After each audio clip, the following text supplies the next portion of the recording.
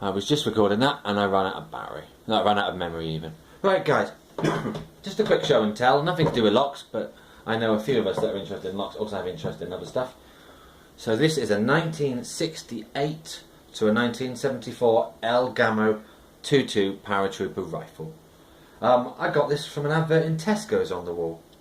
I give the guy a ring. I had to wait a couple of weeks while he was having an operation, and I went to pick this up yesterday. It's very nice. It's not perfect, obviously, being the fact that it's 40-something years old. I mean, there's a little bit of rust and surface rust here. It needs a damn good clean. There's something slightly wrong with this rear sight, but to be honest with you, I've got the scope on it. In its time, it was a classic. I don't know if you guys can see this, the front sight here, but you know, your blade with your shroud over the top. It's a classic design. There's nothing wrong with it. Don't mess. Keep it simple. Yeah, there's a little bit. I wouldn't call it pitting, but there's a little bit of surface rust to the bluing here.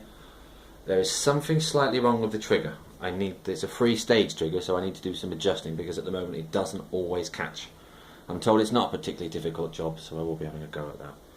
It's a Webley 4x20 scope. It's an original one from back in the era. It's seen better days. I mean, the guy that I probably should have turned the scope down. He did not look after it. I have to say, it's battered. I mean, the previous owner has chewed it. He's used the wrong bloody tool. The scope is out. It's a bit of work for me to do, but I like a project, so I'll be zeroing that in over the weekend, stripping it down, giving it a damn good clean.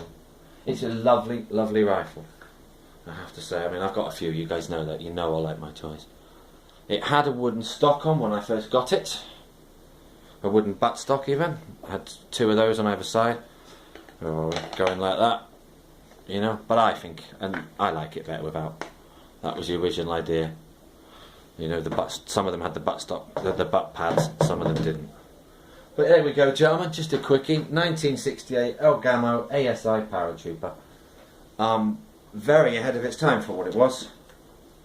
Really well made, rifle barrel. It's a strange design because if you look, the actual breech, it's all kind of like one piece. It's some kind of cast alloy. It's held up the last 40 years. I suspect it'll last another 40 odd years in my collection.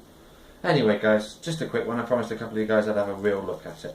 The other thing I purchased as well, because it's an early Christmas present, is a recurve bow. That is a S2, I think. It's laminated fiberglass and wood. The arrows didn't come with it, but if you ask the wife, it did. And I brought them and hid them in the basement for a few weeks till I had a chance to get the bow. But there's a few of my friends, Joshua, Sven, I know that you guys are into archery and it's something I'd like to pursue a little bit as well. So I treated myself to that. But anyway, as I said, that being the pièce de résistance. Look at that. I mean, that is just ace.